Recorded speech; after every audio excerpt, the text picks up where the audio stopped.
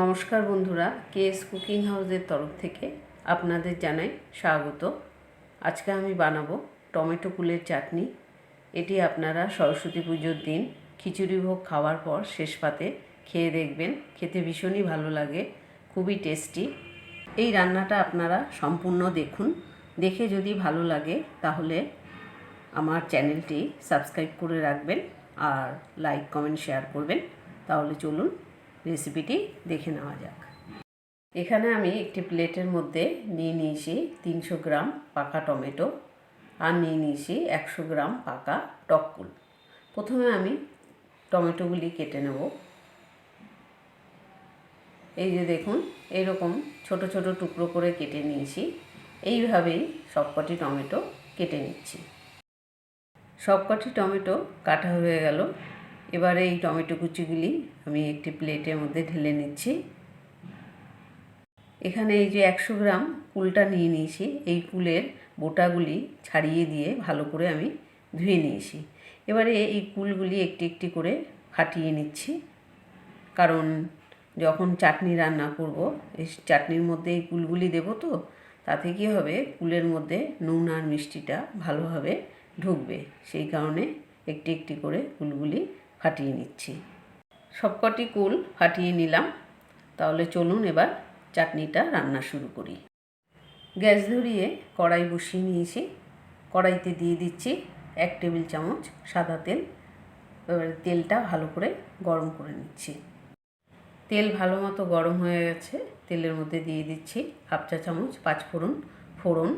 এবার কয়েক সেকেন্ডের মতো পাঁচফোড়নটা হালকা করে ভেজে নিচ্ছি। এখানে চাইলে আপনারা 2টো শুকনো লঙ্কাও ফোড়ন দিতে পারেন। আমি এখানে দিলাম না, অনেক বাচ্চারা খায় বা যাদের গ্যাস অম্বলের রোগ আছে তারা খেয়ে সহ্য করতে পারে না, সেই কারণে আমি ফোড়নটা দিলাম না। এবার এর মধ্যে দিয়ে দিচ্ছি টমেটো আর কুলটা। দিয়ে দিচ্ছি 1/4 চামচ নুন, 2 চুটকি হলুদ আর 1 চা চামচ কাশ্মীরি লঙ্কার গুঁড়ো। এখানে কাশ্মীরি লঙ্কার গুঁড়োটা এই কারণে দিলাম, চাটনিটা একটু লাল লাল হবে, খেতে বেশ ভালোই লাগবে, দেখতেও ভালো লাগবে। এবারে সব কিছু উল্টে পাল্টে ভালোভাবে নাড়িয়ে নিচ্ছি।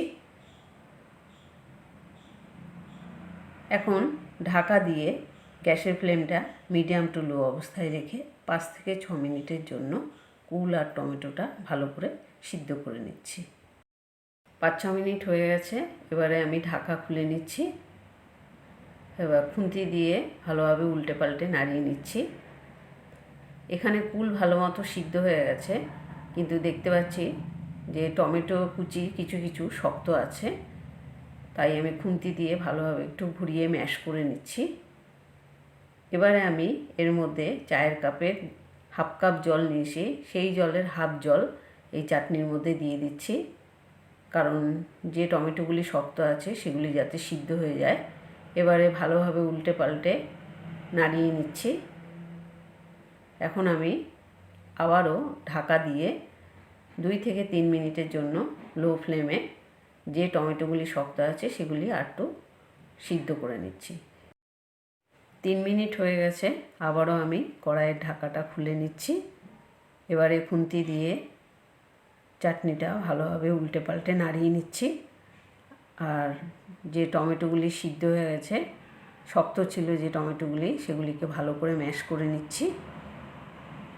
এবারে আমি এখানে দেখুন একটি বাটির মধ্যে 4 টেবিল চামচ চিনি নিয়ে নিয়েছি। 1 চামচ 2 চামচ করে সম্পূর্ণ চিনিটাই আমি এখানে দিয়ে দিলাম। আপনারা যদি মিষ্টি বেশি খান তাহলে আর একটু মিষ্টি দিতে পারেন। এবারে আমি এই চিনিটা চাটনির সাথে অনবরত নাড়তে নাড়তে চিনিটা গলিয়ে নেব, কারণ যদি না নাড়ি তাহলে চাটনিটা পুড়ে যেতে পারে। আর চিনি দেওয়ার ফলে দেখুন চাটনির কালারটা আরও লাল হয়ে উঠেছে। এইভাবেই আমি চিনিটা চাটনির সাথে অনবরত নাড়তে নাড়তে চিনিটা গলিয়ে নিচ্ছি। চিনিটা চাটনির সাথে ভালোভাবে মেল্ট হয়ে গেছে। এবার এই চাটনিটা স্বাদটা যাতে দ্বিগুণ হয় সেই জন্য এই চামচের 1/2 চামচ বিট নুন দিয়ে দিচ্ছি। এই বিট নুনটা চাটনির সাথে ভালোভাবে মিশিয়ে নিচ্ছি।